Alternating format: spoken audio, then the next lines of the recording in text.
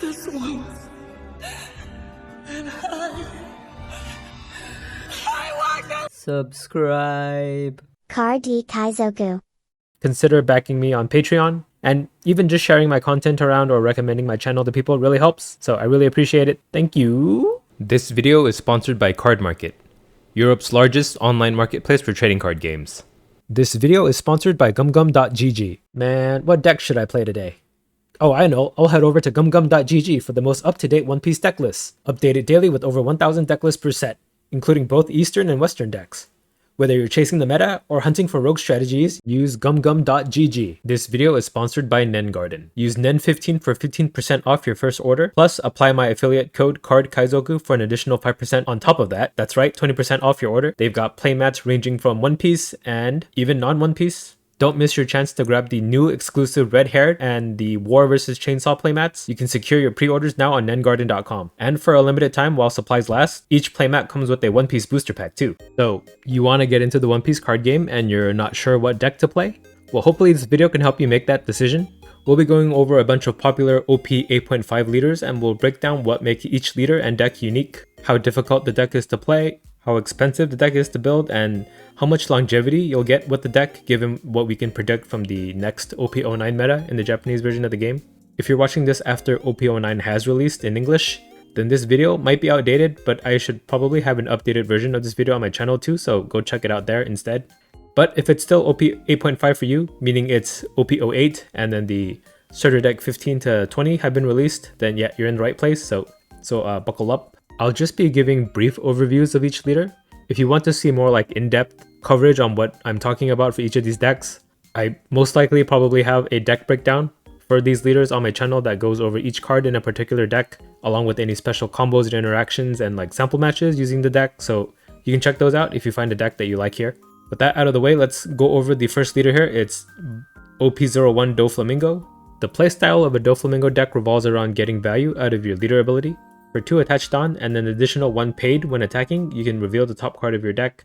And if it's a 4 cost or less 7 Lords of the Sea type character, you can play it out rested. The deck focuses on playing cards that rearrange the top cards of your deck to control what character gets cheated out with your leader ability. And then doing it this way lets you swarm out your board full of 4 cost attackers while constantly also replenishing your hand. Doflamingo sets the new bar for aggro decks in the current meta. Pretty much anything slower than Doflamingo at the moment cannot compete. If you like playing fast and wide, this is the pick for you. The difficulty of the deck, I would put it at a 4 out of 5. It's not a deck that you can just pick up and play. You do have to be able to keep track of what's on top of your deck. When you're rearranging the top of your deck, you'll need to know which cards you should play out in a certain situation, right? You need to decide whether you want to play a card that draws you a card from your discard to counter with, or if you want to play a card that bounces one of your opponent's characters so that they can't attack you with it. Or when you know that you can go full aggro, you want to put a card that lets you play an additional card from your hand out so you have multiple characters out. And this is quite the math heavy deck. There's no outright removal unless you're running high ratios of cards like Gravity Blade and Red Rock, but other than that, you're just swinging 5, 6, and 7Ks. The price of the deck is a 2 out of 5. It's actually not too expensive, so it would be quite affordable to build this out. Then the longevity of the deck is a 5 out of 5 for sure. Doflamingo remains a top meta deck in OP09 in Japan at the moment, so if you're building this deck out now, it'll last you for at least one other meta. And to be honest, I think it'll last even till OP10 as well. Next up is OP05 Luffy. So Purple Luffy is a ramp deck that plays very efficient cards. The playstyle revolves around accelerating your Dawn gainage while playing characters that replace themselves in your hand. His leader ability lets you ramp 1 active Dawn at the expense of taking a life card to hand from your second turn onward. A majority of the cards in the deck draw you additional cards while also being played out, so you hardly run out of resources in your hand. Being able to reach your late game quicker than your opponent lets you play out multiple characters out per turn, and it also gives you quicker access to your like scary 9 Dawn characters as well. If you like playing decks that get to their end game quicker and playing out multiple characters a turn, Purple Luffy is your deck. The difficulty of the deck is a 2 out of 5. It's pretty simple. From your second and third turn, you'll most likely ramp at least twice with your leader. And then yeah, after that you're just playing whatever the best cards are in your hand. Whether it be like a blocker that draws you a card, or a character that cheats out another character, or in the late game you could play out like stuff like Kaido that can KO a character and then attack with Rush, or like Charlotte Linlin who can heal you 1 life and then get rid of one of your opponent's characters. So because of that, I don't think it's too hard of a deck to pilot. The price of the deck is a 2 out of 5 as well. It's also quite cheap. None of the stables are too exorbitant. And the longevity of the deck is also a 5 out of 5, similar to Doflamingo. Purple Luffy is right up there in OP9. It gets a bunch of support in the next set as well that makes it a truly top meta deck. So if you're investing in it now, it'll pay off still in the future. It's not as strong as it could be right now at the moment. Right, Doflamingo is full power right now, but Purple Luffy will become full power soon. So investing in him now will pay off in a couple months when the new set comes out. Next up is OP07 Rob Lucci. A Lucci deck revolves around reducing the cost of your opponent's characters and then KOing them with your powerful on-play abilities. The deck is able to reuse cards that were sent to the discard pile. His leader ability helps on both fronts with this. So when attacking, you can give a character -1 cost and then you can discard the top 2 cards of your deck. These cards can be brought back to your hand or be used to return back to the bottom of your deck to pay for some of your strong card effects. There is a combo in this deck that lets you play out like 21 Dawn worth of cards for just 8 Dawn. So if you enjoy control decks and spending each turn figuring out how to optimally clear your opponent's board while also developing characters of your own to attack with, this deck is for you. The difficulty of this deck is for sure a 5 out of 5. Just from the description, it sounds like it would be a 5 out of 5, right? You're having to know what your opponent can do, what they have on board, and then what in your hand in the specific combination of ways that you can play it can just outright deny your opponent of having any characters on board. The deck also runs quite a low number of counter, so it is not as defensive as you would like. So you do have to know when you can be aggressive versus when you have to like reel back and then build up defenses. The price of the deck is a 4 out of 5. It's actually quite expensive. It's mainly just the 3 cost Brooks and the 5 cost Sabos that make up a good majority of the price of the deck. The longevity of the deck is a 5 out of 5. It is still a top meta deck. It's not the top meta. That spot has been taken by Blue Doflamingo, but good news is that Lucci actually does really well into Doflamingo. So being the deck that counters the top of the meta will provide you a lot of mileage with longevity with this deck. So that kind of justifies the price of the cards, even though they're quite high. Lucci has been a top deck for like the past 2 sets, and he'll remain a top deck for this set and going into the next set as well. So it could be worth it, even though the prices are high. This deck has been and will continue to be a deck that you can bring to top level tournaments. Next up is OP8.5 Enel. So an Enel deck plays like a turtle deck. The playstyle revolves around taking advantage of your leader ability to outlast your opponent. What Enel's leader ability does is once per turn, on your opponent's turn, if you would be brought to 0 life, you can heal 1 card from the top of your deck to your life, and then you discard a card from your hand after this. So this means your opponent always needs 1 additional attack to finish an Enel off. This also means that anytime an Enel is able to remain at 1 life, your opponent will continue to always need that 1 extra attack on the consecutive turn as your leader ability becomes active again. Your main priority is trying to remain at 1 life as much as you can, and then all the meanwhile playing powerful top end cards that also heal you. Very strong yellow trigger cards will also help keep you alive as well. Eventually your opponent will run out of resources to both deal with your board while also trying to kill you, and that's when you can overwhelm them for the win. So if you like grinding out your opponents and then also relying a little bit on luck via the triggers you get, Enel is the deck for you. So the difficulty of the deck is a 3 out of 5. There is a degree of kinda, I don't know, like BS-ness with your triggers. There's a trigger that outright just heals you 2 life. But technically it heals you 1 life, but in an Enel deck, it looks like it healed you 2 life because it stacks on top of your leader ability as well. So there's just cards like that just outright save you that you just sometimes get by chance into your life. But yeah, since your opponent needs to attack you twice every turn to even get you to 0, you do go through quite a lot of cards in your deck that end up being triggers. So, and on top of that, you're just playing cards at the end in your end game that just heal you, so it buys you more time, and then you'll have a bunch of cards that defend your life to keep yourself at 1. So because of that, I don't think it's too difficult of a deck to play until it gets to the late stages of the game where you're having to like optimize your defenses the utmost ability that you can. The price of the deck is a 4 out of 5. A lot of these yellow cards are quite expensive. Not expensive as they used to be. Enel used to be, I think, like double the price he is now, but yeah, he has reeled back quite a bit thanks to 8 cost Katakuri going down in price quite a lot. And then the other money cards in the deck would be Flampe and then the 10 cost Ace, and then the longevity of the deck, I would consider maybe a 3 out of 5. Enel has fallen out of popularity in the Japanese meta. He's fallen out of popularity in the English meta as well, even for 8.5 at the moment. His only saving grace is that I think he does have a pretty good matchup into Doflamingo, who, yeah, again, is going to be the top deck of the meta. So just by virtue of being a deck that is good against the top deck, you could get some use out of him, right? In a Doflamingo heavy tournament, if you're able to match against every Doflamingo, Enel will have a nice time against those kind of decks.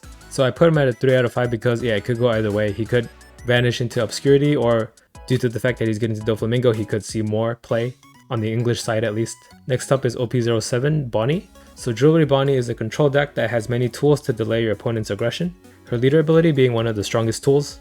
Whenever your opponent attacks, if you pay 1 Dawn, you can rest one of their active characters or leaders, so this outright denies 1 attack per turn. The deck also runs a lot of blockers to keep you safe. They also run cards that rest your opponent's characters and other cards that keep those rested characters rested for an additional turn. So if you like playing decks that methodically starve out resources from your opponent's hand, meanwhile playing big characters to finish off your opponent, Bonnie is the deck for you. The difficulty of the deck is a 2 out of 5. Your curve is pretty much set from your early game to your end. You're playing your Searchers on your first few turns, you're playing Uruges on your 4-down turn, you're playing Cavendishes and Hawkins on the turns after that. All these being cards that are locked to Supernova type leaders too, by the way. And then in the end game, you're just picking out which of your boss monsters best serves what you need at the moment. If you gotta kill something, you have Shanks for that. If you need to delay something from attacking, you have Doflamingo for that.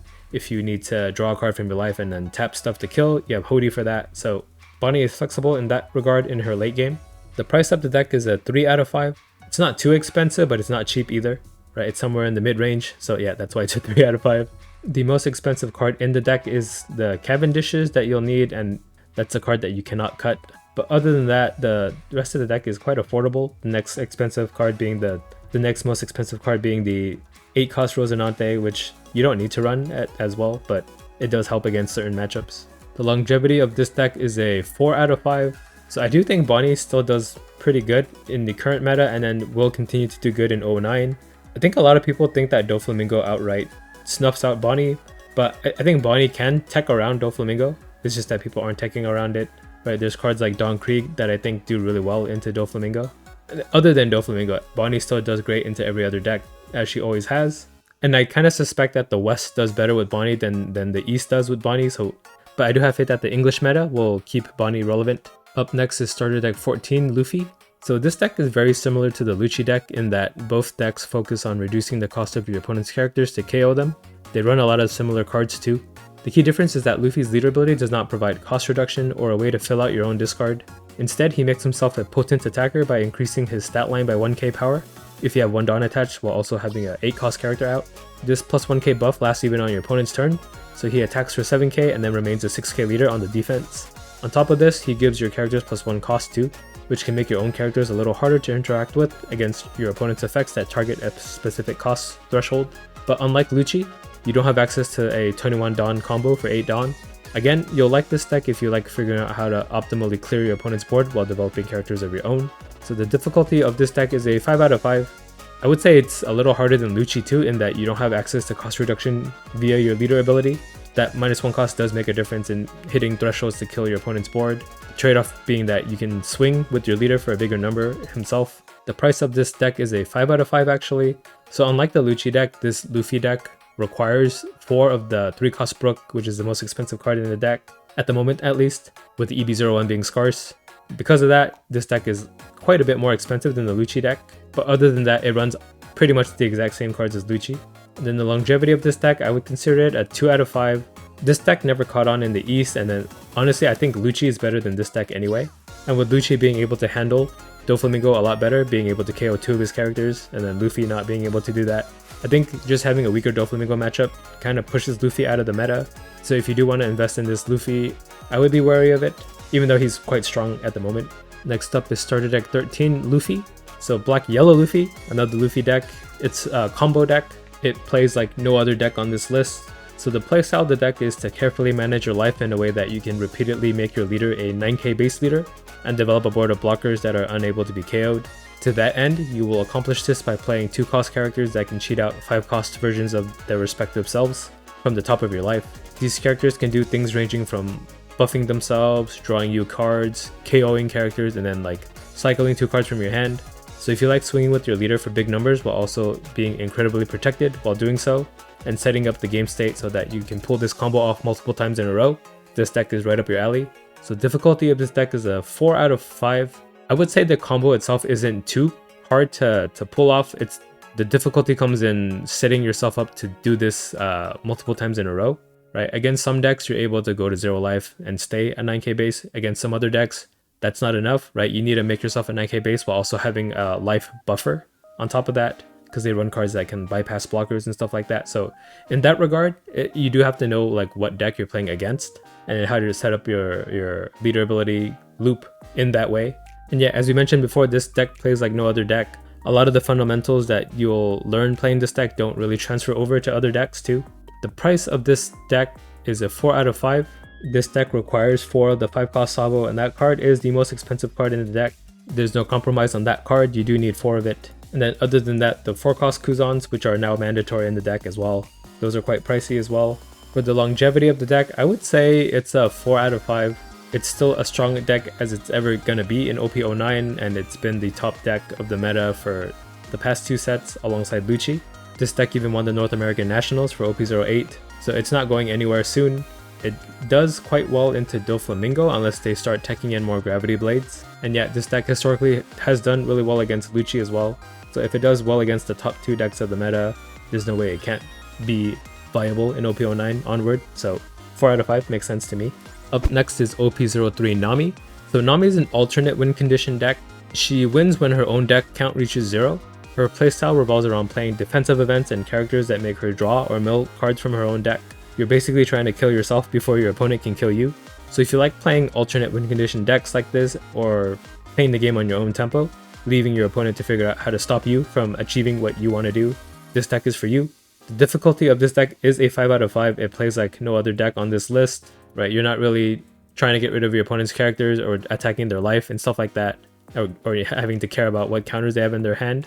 You're focused primarily on just making yourself run out of cards in your own deck and just winning before your opponent can make you take all your life. And because of this, you kind of have to know what each deck can do against you, right? Sometimes you won't want to play certain cards because it'll make it so that your opponent can hurt you in a way that you don't want them to.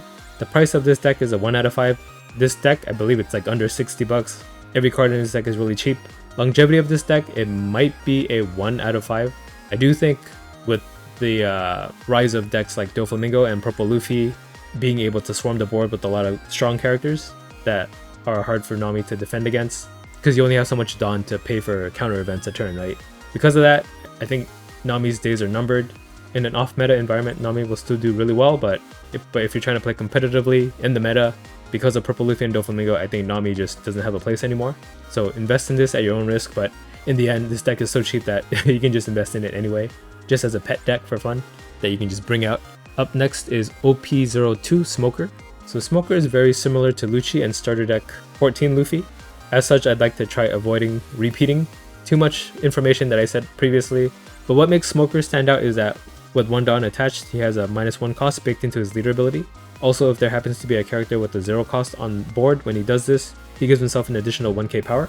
So Smoker runs more of a Navy-centric package and has access to an exclusive Tashigi character that provides both cost reduction and a KO effect baked into 1 card. So if you want to play a deck that's similar to Lucci and Luffy, but you also want it to be like heavily Navy themed, Smoker is your deck. So the difficulty of this deck is a 5 out of 5 because it plays like Lucci and Luffy, right? You're just having to figure out how to kill your opponent's board. Price is a 4 out of 5. It's actually more expensive than Lucci because you have to run 4 of the 4 cost Kuzan, and then you also need 4 of the Borsalinos too, which, yeah, while they are cheaper than they used to be, they're still quite pricey cards. And also the 3 cost Brook is also a card that you're gonna need in some capacity in this deck as well. In regards to the longevity, I would say it's a 1 out of 5. In the end, Smoker is just a worse version of Lucci, so why not just play Lucci? The Tashigi, while being a great card, I don't think it gives it the edge over Lucci being able to play the Gecko Moria 21 Dawn combo. So because of that, I wouldn't invest too much into Smoker. I don't think he does particularly well against Doflamingo either. Again, since he's only able to KO 1 thing a turn and Lucci can KO 2 things, that deals with Doflamingo's boards a lot easier. Up next is OP03 Katakuri. So Katakuri is a tempo deck. His playstyle revolves around playing high impact cards every turn. Depending on which order you start, you also get to weave in attacks with your leader ability, which is when you have 1 Dawn attached to your leader when attacking, you look at the top card of you or your opponent's life, and then you can return it back on the top or bottom of their life area. You also get plus 1k power afterwards if you do this, and then you're always being able to swing for 7k for just 1 Dawn attached to your leader. That is a very aggressive playstyle. You also have a degree of control over your own triggers, and you can rearrange them to best suit your needs. You have strong characters to play from your first turn up until your 10 Dawn turn, where you can start playing your 10 cost Big Bombs, who, in addition to having 12k power, can also trash one of your opponent's life cards and then heal 1 life for you.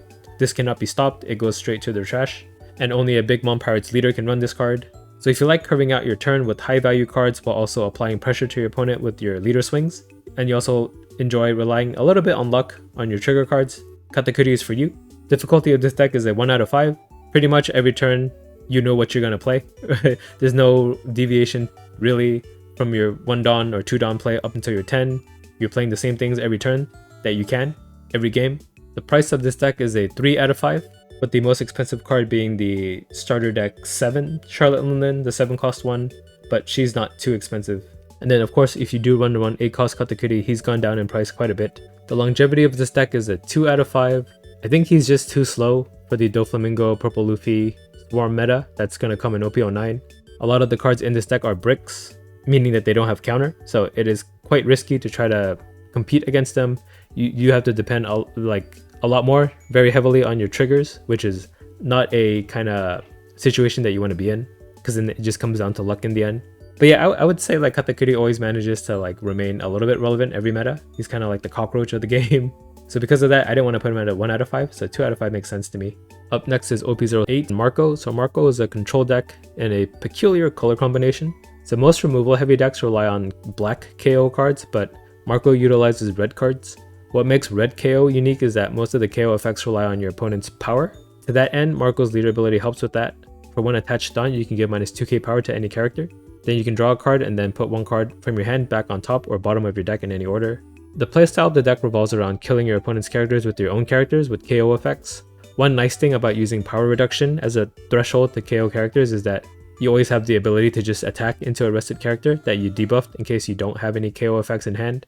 You're also able to cycle a card out of your hand every turn, which helps with the consistency of the deck. You also have access to a 10 Dawn combo where if you play a Sanji card, it cheats out the top card of your deck, and then it costs 9, you have 1 Dawn to attach to your leader to use your leader ability to put a card on top of your deck so you control what this Sanji card can play out, and he can play out an additional 9 costs.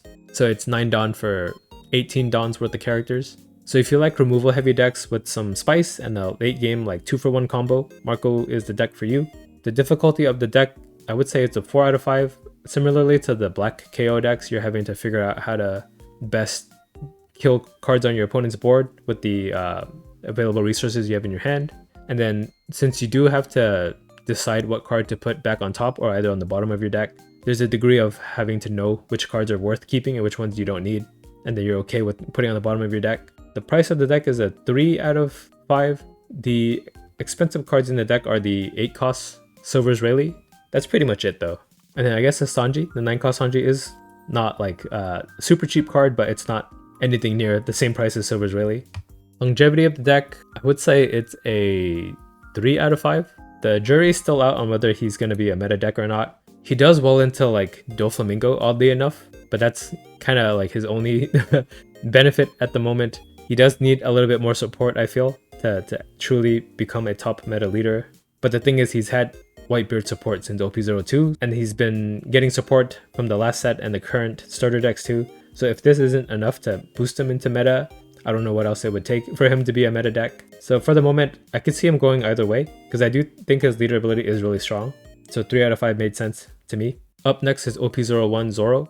So Zoro is an aggro deck that plays a lot of chopper cards. Zoro excels in swarming the board full of small characters that can get a great benefit from your leader ability. So for one attached on, all your characters on board get plus 1000 power.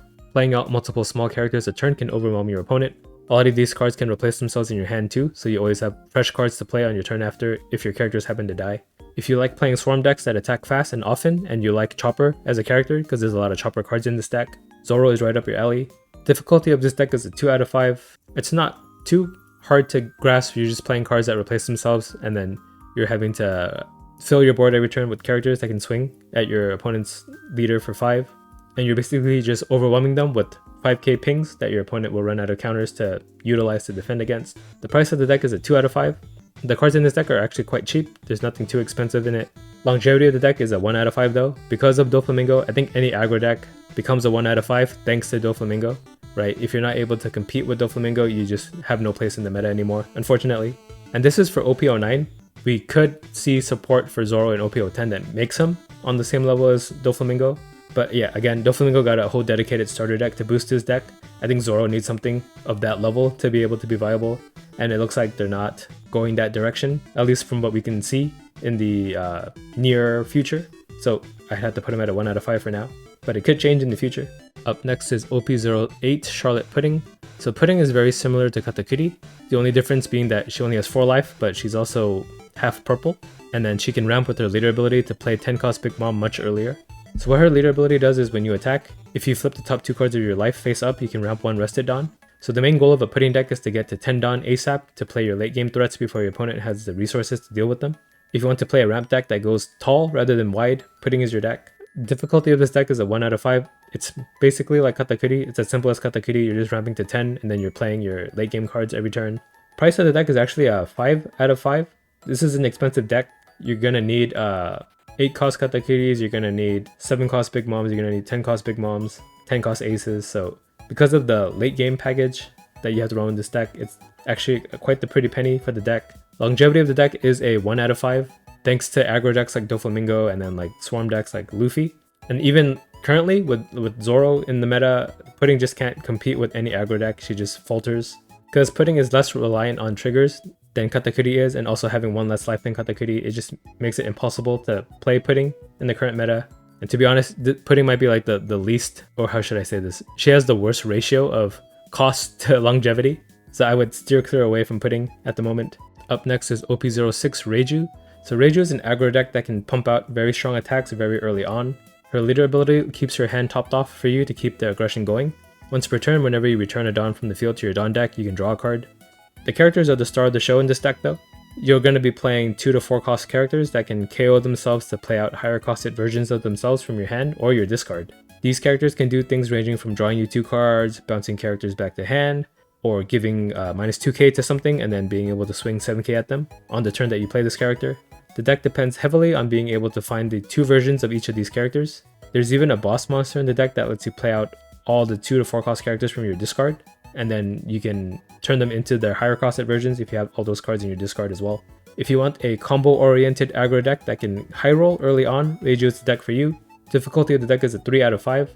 You do have to be able to get your game state in a way that you have both the small costed version of the character and then the big costed version in your discard or even in your hand. There's a degree of having to search for those cards or play a stage card that cycles your hand for them. And there are games where you will low roll and you won't find these combo pieces. So in those kind of games, it is quite hard to win or to even play at all. The price of the deck is a 1 out of 5.